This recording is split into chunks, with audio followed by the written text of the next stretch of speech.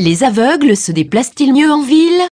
Europe 1 Noémie Marois publié à 15h28, le 30 avril 2015, modifié à 8h40, le 1er mai 2015, copyright Thierry Zocolan/AFP par Noémie Marois Handicap, à l'occasion de la Journée mondiale de l'accessibilité, Europe 1 fait un point sur la situation des personnes non ou malvoyantes en milieu urbain.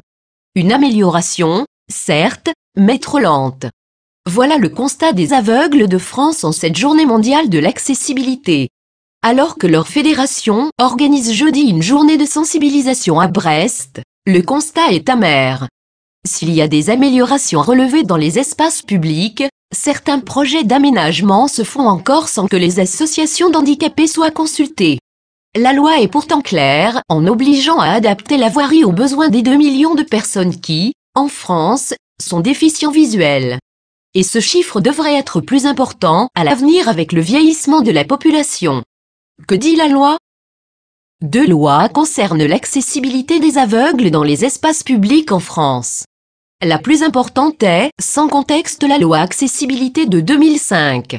Elle oblige les établissements recevant du public, commerces compris, et les transports à pouvoir accueillir les personnes à mobilité réduite d'ici 2015, sous peine d'amende.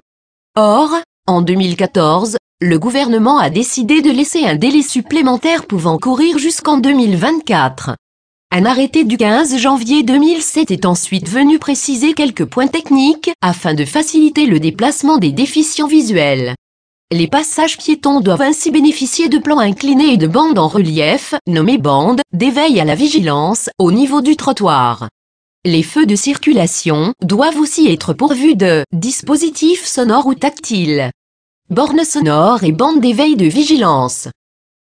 Contacté par Europe 1, Thierry James, vice-président de la Fédération des aveugles de France, reconnaît une évolution constante. Aujourd'hui, tous les transports en commun font des annonces sonores des arrêts et les bandes d'éveil à la vigilance au niveau des passages piétons se généralisent, rapporte-t-il. Les nez de marche d'escalier de couleur contrastée ou encore les ascenseurs sonores qui annoncent les étages se sont aussi répandus. Les feux sonores et les bornes informatives devant les mairies ou dans les gares SNCF marchent bien aussi, ajoute-t-il. Un quart des feux rouges équipés. Ainsi, sur les 450 000 feux de circulation en France, 100 000 sont équipés, selon les chiffres fournis par EOGuidage, un des leaders français de l'équipement pour l'accessibilité. Et aujourd'hui, 80% des feux sortant des usines sont équipés, toujours selon l'entreprise, qui a aussi clairement augmenté ses ventes de bandes, même si les délais rallongés pour se mettre en conformité ont mis un petit coup d'arrêt à ses commandes. Une bande d'éveil à la vigilance au niveau de ce passage piéton parisien, copyright Fred Dufour/AFP, 80% des villes non accessibles. Mais ces aménagements se mettent en place beaucoup trop lentement, estime Thierry James qui avance le chiffre, invérifiable, de 80% de villes non accessibles en France. Et de préciser que le problème vient surtout des nouveaux aménagements. Concernant les espaces ou immeubles anciens, on comprend que rien ne change, mais lorsque un projet est lancé dans une ville et que les besoins des non et malvoyants ne sont pas pris en compte, ce n'est pas normal, explique-t-il.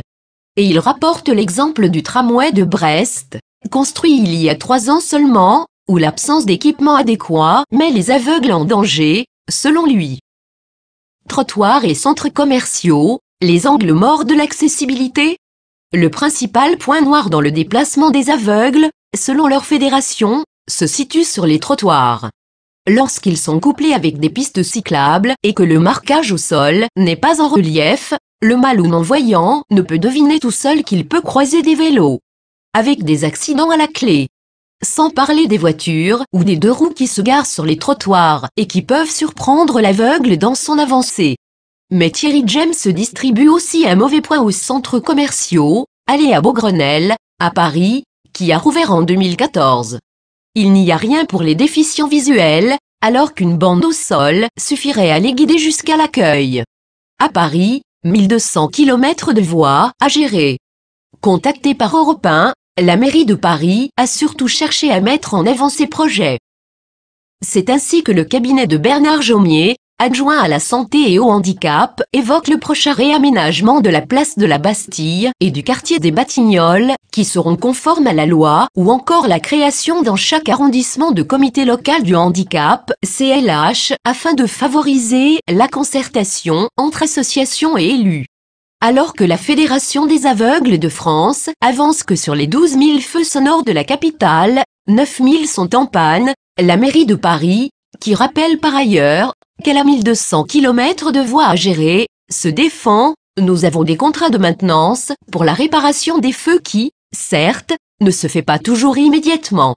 Il suffit qu'un aveugle constate que le feu sonore près de chez lui ne fonctionne pas un jour pour qu'il le fasse remonter à son association, alors que le feu peut être réparé une semaine après.